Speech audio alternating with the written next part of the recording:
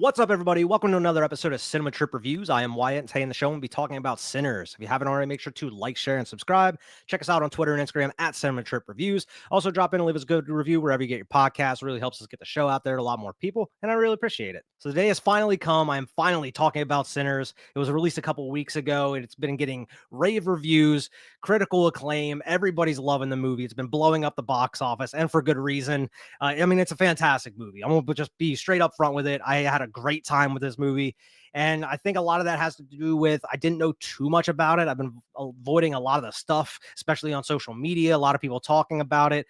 The only thing I really knew about it was what was in the initial trailer that released a while back. So I did have some knowledge of it involving vampires at certain points and involving certain music and kind of the time period, but I didn't really know much else about the movie, maybe other than Michael B. Jordan playing twins in the movie. That's about it. So I think me going in kind of almost as blind as possible, I think that helped tremendously. I had a great time with this movie. Before I get into everything, of course, it is directed by Ryan Coogler. I don't have too much knowledge of his stuff. I have seen like Fruitvale Station, I believe, back around when it came out. I did see Black Panther. I haven't really seen the Creed movies. That's just not really my cup of tea. But man, dude just definitely seems like he knows what he wants out of the movies that he's making. He definitely has a vision. And I think the filmmaking in this is absolutely tremendous. A lot of the great shots, the writing in it was tight. I believe he wrote the movie as well. And with the huge success of this movie, I am very intrigued on what his next movie is going to be, because I'm sure that blank check movie is coming up. And for those who don't really know what a blank check movie is whenever a director's coming off a string of solid movies or a huge box office success with certain movies, that's when the studios are like, here's a blank check, do whatever you want with it, make whatever type of movie you want, go wild. And sometimes they work out to great success. Some others, kind of hurts a director's career, kind of takes it into a different trajectory than what they were heading to in the first place. Ryan Coogler has had a pretty damn solid filmography up to this point. I mean, the dude's had a solid career. Especially with the success of this one, with him directing and writing it, I definitely have a ton of confidence going into that next one with whatever he does, and I'm super excited for it. And it hasn't even been announced yet, but I'm sure that Michael B. Jordan is going to be involved in some aspect at some point, you know. And speaking of Michael B. Jordan, he plays the main characters of the movie. He plays twins Smoke and Stack. And this movie is set in kind of like the early 1900s, Jim Crow era Mississippi. For those who don't really know too much about the plot, I'm not going to go super far into it. I don't want to talk about spoilers as of right now, but you follow the twin brothers of Smoke and Stack, played both by Michael B. Jordan. They grew up in Mississippi. You don't really follow them growing up or anything, but they end up leaving and going to Chicago. They end up kind of falling into the rough crowds and such. And they end up coming back, but they end up coming back with a ton of money. And you don't really figure out how they get all this money, but it's alluded to that they have connections with the mob, or they've, robbed banks or trains or whatever. They've had some dirty dealings, and they end up getting a hold of a ton of money. So they end up coming back to Mississippi, and they want to open up their own juke joint. And the juke joint pretty much is just like exactly what it sounds like. Kind of, they open up they buy this old sawmill, and they want to convert it into like this kind of, for the lack of a better term, kind of like a club in a way. They want a place where a ton of people could come and gather and just listen to music, party, be free, and be themselves, pretty much. It's not free, of course. They want to make some money on it. They're going to be selling booze, selling food, all that sort of thing. But they want a place that people can go to and be free and enjoy the blues and enjoy the music that they make and play. And the music has a lot to do with the movie, a lot more than I really expected it to. And the movie has a lot to do with like old school blues music and music from that time period, and just music in general, because the underlying plot thread that they show at the very beginning of the movie, music has a form of power within this world of the movie, and which draws certain entities, which I've already alluded to, which are the vampires. They are kind of drawn to the power of this music, or the people that are very good at writing or making music in a way. And that particular individual is Sammy, played by Miles Caton. He's the younger cousin of Smoke and Stack, and I believe this is his first movie. And man, he is tremendous. He is fantastic in this movie. And I mean, not just Miles Keaton, but I mean, he's fantastic because it's his first role and he has a huge role in this movie as well. And I'm not sure if he was actually singing and playing in this, but man, he was fantastic, especially for his first role. But overall, I mean, the whole cast in this movie is fantastic as far as the performances go, from Michael B. Jordan playing Smoke and Stack, these two twin brothers who have, I wouldn't say very different personalities, but they definitely have their differences. They both have two different personalities, but they both, they're twin brothers. They have that connection together. They got each other's backs no matter what. And you also have Haley Steinfeld in the movie. She plays Mary. She is the woman scorned. She's Stack's ex girlfriend from back in the day before they left and everything. But Haley Steinfeld is also fantastic in the movie. Don't have too much knowledge of her resume or anything like that. I haven't seen too many things with Haley Steinfeld in, but she is fantastic in the movie as well. And she has a couple of lines where I was like, holy shit, that's pretty outrageous coming out of her mouth type thing. And I'm sure a lot of people have seen some of those clips on social media or whatever, but man, she's got quite the mouth on her. But she's fantastic in the movie as well. And I want to say, like, two of the highlights I would say of the movie, other than the characters I mentioned, is Wunmi Musaku. I think I'm pronouncing her name correctly. I'm sorry if I'm not. She plays Annie in the movie. She is fantastic. The relationship between her and Smoke in the movie is a little strange because you get the assumption that she is much older than Smoke in the movie. But hey, I mean, I got nothing against, someone dating out of their age range or anything. It's just a little off-putting whenever that first scene specifically between them. But she is such a great character throughout the movie. And she's kind of the first one that's like, yep, we're dealing with vampires. This is how we got to solve it. Here, this is what we got to do. Also, Delroy Lindo, who plays Delta Slim. He's like another blues musician in the movie. He's another one of those standouts. He gives a tremendous performance as kind of like this drunk bluesman. But he's great. Has a couple very funny and kind of very serious parts of the movie as well, but he's great. And I also can't go through the review without mentioning Jack O'Connell, who plays Remick in the movie. He is like the head vampire, the main antagonist in the movie, and he is also fantastic as well. I mean, it's top to bottom pretty much a tremendous cast and tremendous performances. I really don't really have anything bad to say about the performances whatsoever in this one. And we also get a familiar face of Omar Benson Miller in this movie. I've seen him through so many movies or TV shows throughout my life. He's one of those actors that when he comes on screen, you're like, oh, it's that guy. Going back to the plot, Smoke and Stack come back from Chicago with all this money and all this booze, and they round up the people that they know to try to help them open up this juke joint, and they want to open it up tonight. It's going to be a celebration. It's going to be a big old party. During this celebration and during this party, that's where you kind of have the vampires come into play, and they're kind of surrounding the place, and they're trying to get in. Because without getting into too many spoilers, the vampires are there because they are attracted to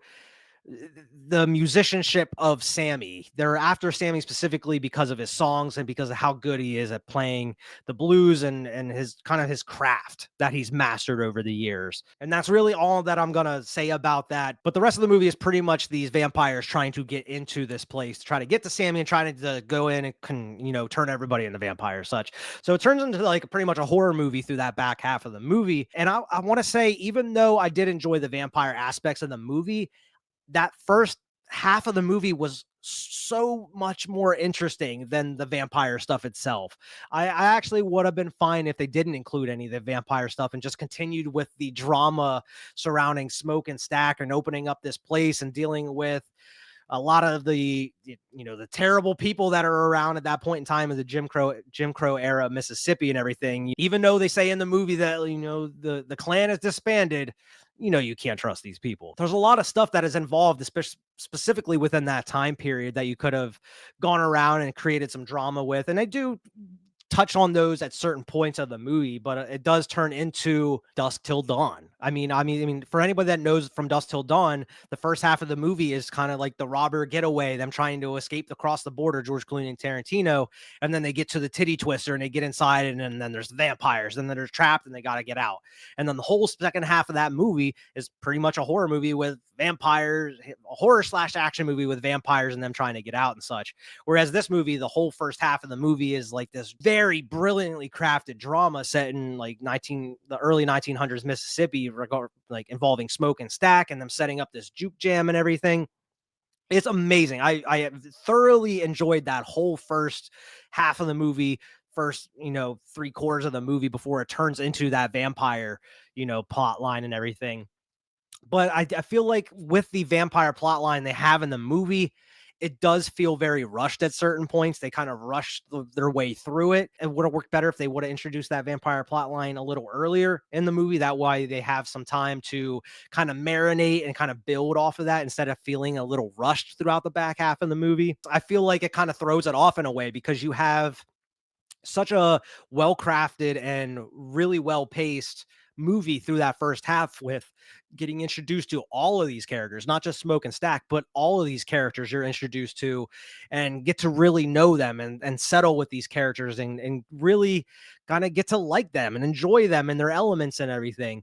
And then once it kind of turns into that horror aspect with the vampires and everything, it does get pretty crazy as far as stuff goes, but it's not a lot of stuff that we haven't seen before as far as vampires go. There's certain vampire cliches that they introduce into the movie, like you have to be invited in. The vampires can't just go in anywhere. You have to be actually be invited in, and that's a huge aspect of the movie. And there's a couple other things in there as well, the vampire tropes that you get in a lot of these vampire movies. But I feel like by the time they introduce it and then they're getting involved and people are turning and such, things start ramping up and things start going a little fast paced. And by the time that you know it, it's kind of over with at that point. And then you still have about maybe 10-15 minutes left of the movie to get through, which it kind of continues from before the whole vampire stuff happens.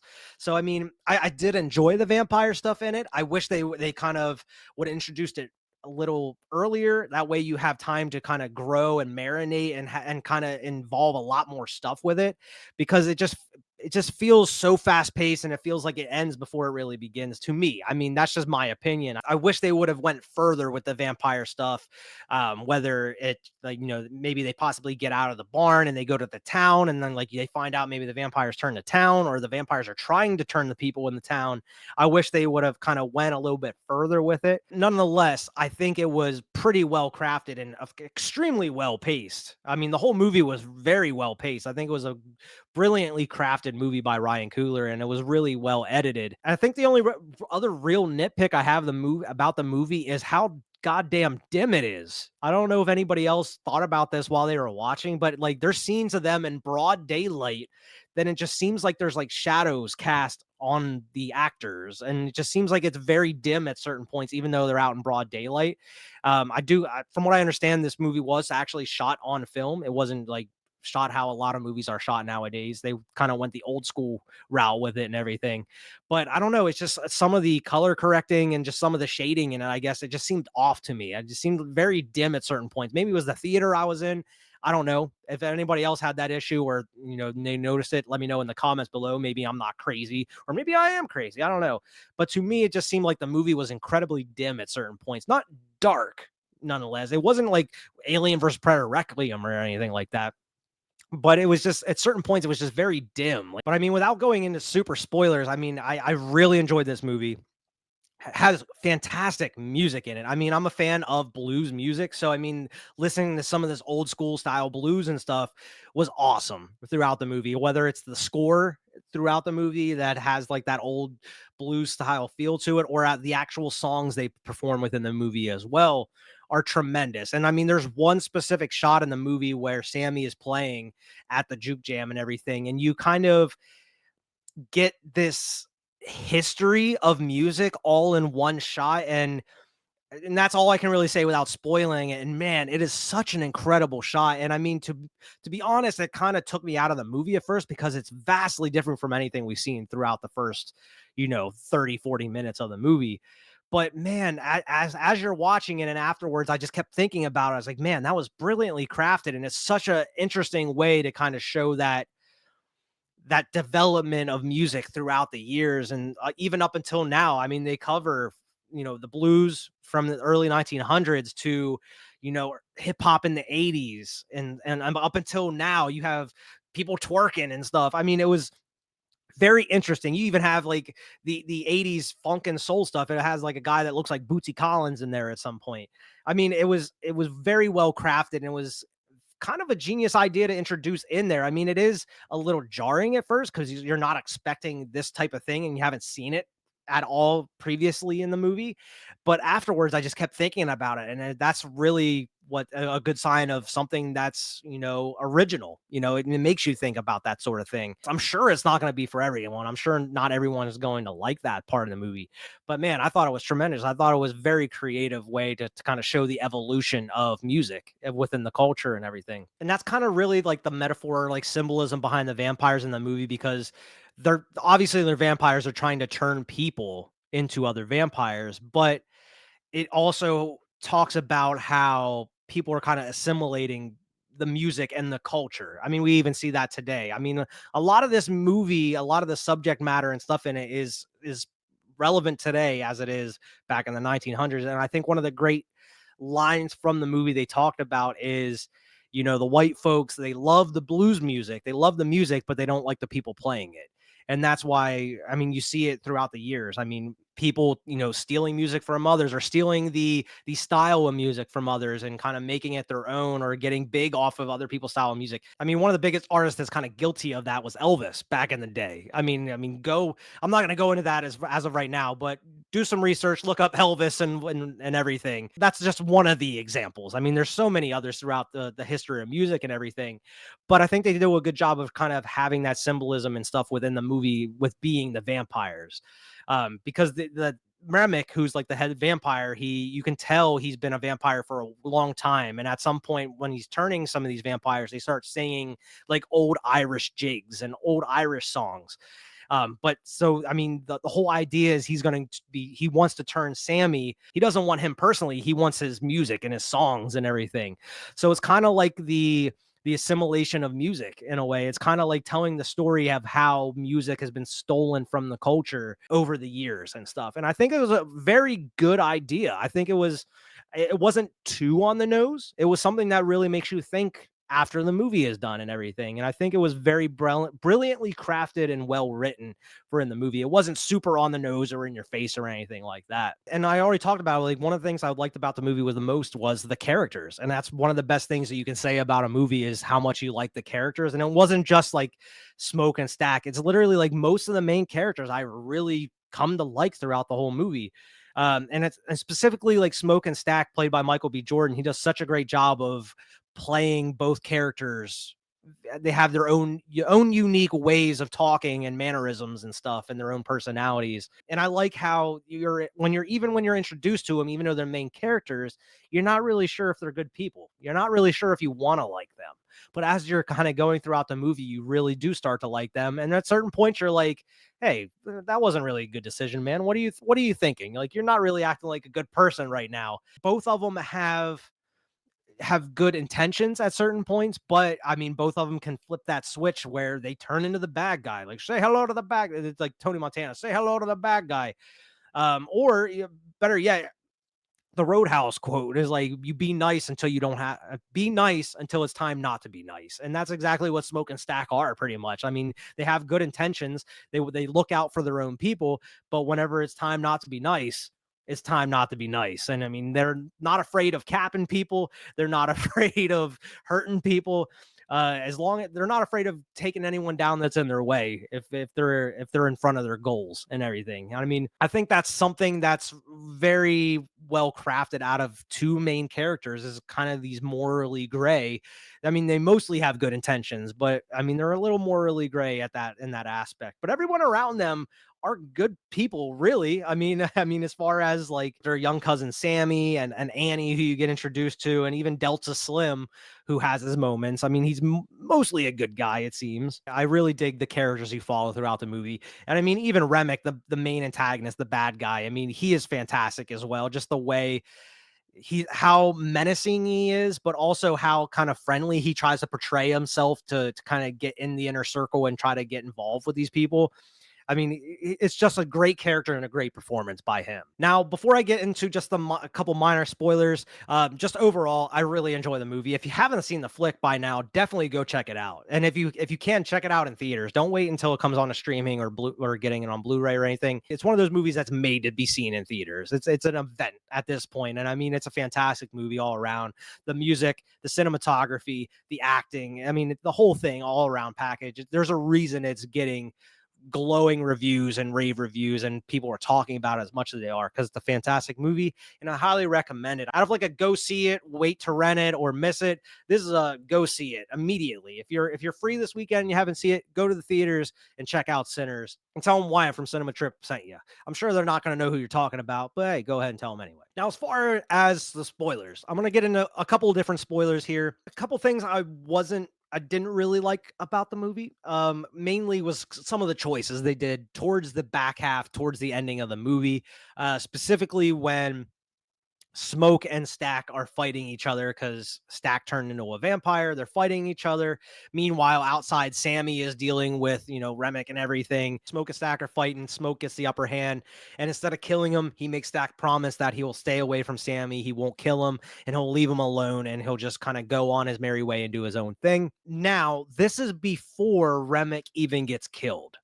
And one, Remick and the whole following of people that he ends up turning into vampires are outside confronting Sammy. Sammy ends up like hitting him with the guitar, gets that metal slice in his head, which is fucking awesome. A lot of the effects in the movie were great. I thought it would have been awesome for him to stab him with in the neck of the guitar that broke off and everything. I think that would have been amazing if he would have just stabbed him in the heart with the neck of the guitar to kill him. But the sun ends up coming up, ends up killing Remick and killing all of the followers. One, they're all vampires. They know that they can't see the sunlight or else they'll die. Why didn't anybody go inside? They just sat there outside waiting for Remick to try to kill Sammy. Why didn't anybody try to go inside to hide from the sun? They all just sat there and waited for the sun to come down and blast them, and they all lit on fire and died. Why didn't anybody try to get inside? Like, I know that Remick wanted to kill Sammy, but like, you would think they'd be smart enough to do that, unless Remick was telling them by mind, because Remick can kind of control them, I guess, in a way. He can control their thoughts and read their thoughts and such. Maybe he was telling them to stay there. I'm not entirely sure, but that's the whole thing that's the point I'm trying to make about Stack in this situation. Smoke and Stack were fighting while this whole situation was going on, and Smoke made Stack make that promise to stay away from Sammy and everything before Remick was even dead. How was Stack even able to comply with this? Because his whole goal and mission was to kill Smoke and kill Sammy and turn everybody. Like, I just don't, to me, I just don't understand why Stack would listen to Smoke, because he didn't listen to him throughout the whole rest of the movie since he turned. Why would he listen to him now? And because, I mean, I understand if Remick was dead at that point, maybe he would have his own free will. He'd be able to do what he wants, but Remick wasn't even dead at that point. So it doesn't really make much sense to me. That's just really the only question I have, was like, it just didn't really make much sense at that point. Like, why would Stack listen to Smoke at that specific moment? Like, I understand he had him dead to rights, but as soon as he would have let him go, he could have just turned on him. It's just some very coincidental stuff that happens towards the end of the movie just to make it kind of go how they wanted to go. It just felt very off to me, that would have happened. But on the other hand, I think the ending was super cool. I mean, as far as them killing Remick, killing all the vampires, as much as I would have liked to see them kind of go on even further, I think, like I mentioned earlier, I think it would have been really cool if they would have got out of the barn area and would have been able to make it back to town, and maybe the vampires were trying to turn the townspeople and all that. I think it would have been such a cool, like, kind of standoff in the town with Smoke and a couple of the other people trying to kill the vampires as they're going throughout the town. Maybe they just didn't want to do that sort of thing. Maybe they wanted to keep it all contained in this one area and then kind of move on to the next story beat with how the movie ends and everything, with Smoke taking out the original owner of the sawmill and all the Klansmen that come back for him and everything, which is such a fucking cool scene to begin with. I understand they maybe wanted to get to that plot point as well, but it just felt like they were kind of trying to put too much into the movie. Like, they wanted to insert Smoke taking down the Klansmen at some point, but they also wanted to do the vampire story, where it's like, I think if you would have been able to draw that vampire story out even more, you could have still ended on that. It would have been nice. But I mean, overall, I think the movie was still fantastic. There's just a couple nitpicks here and there. And I mean, just talk about the after credits. For those who didn't stay for the after credits, what were you thinking, man? I mean, the ending, you get to go all the way up to 1992 and you get to see Sammy all grown up, and he's Buddy Guy. He's a blues musician, Buddy Guy. And he's out there playing some shows and stuff. And then you actually get to see Mary and you get to see Stack come back into play after all these years. I mean, they're vampires, so they're still the same age, but Sammy is like 80, 90 years old, and he's Buddy Guy. He's old. He's an old blues player. But it's so cool to see that interaction between Sammy and Stack and Mary at that point. They don't have any ill will. It's not like Stack and Mary came to kill Sammy or anything like that. But he wants to listen. He even talks about like how he bought all of his records. He wasn't a fan of him going electric and stuff, and he wants to hear the old style stuff. So you actually get to see Buddy Guy sit there and playing some old school blues stuff for him and everything. And I like how it's like all 90s and everything. Like Stack's all in like the colorful sweater with the chains and the old school glasses and the flat top fade and everything.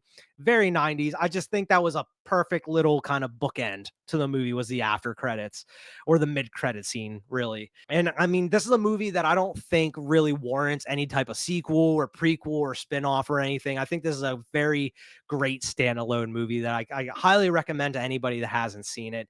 If they did do a spinoff of some sort, I want to see a spinoff of the Native American vampire hunters that you only get to see for a couple minutes in the movie when you get introduced to Remick and everything. I want to see a story involving the Native American vampire hunters, because I'm sure there's a story to tell regarding them. And I'm sure it would be pretty badass. But I doubt we're going to see anything like that unless Ryan Coogler wants to do something or produce something like that down the road. But to me, I think this is I think it's a fantastic standalone story that doesn't really warrant any continuation or prequel or sequel or anything. Like, I'm sure you could easily do like a prequel following Smoke and Stack in Chicago and some of the stuff they were involved with before they came back. But I don't think any of that's needed. I think this is a very good self-contained story that I highly recommend to anybody who hasn't seen it as of yet. But of course, that is the show for this week. Make sure to like, share, and subscribe. Make sure to go check us out on Twitter and Instagram at Cinema Chirp Reviews. Also, drop in, leave us a 5-star review wherever you get your podcast. Really helps us get the show out there to a lot more people, and I really appreciate it. And of course, I will see everybody next time.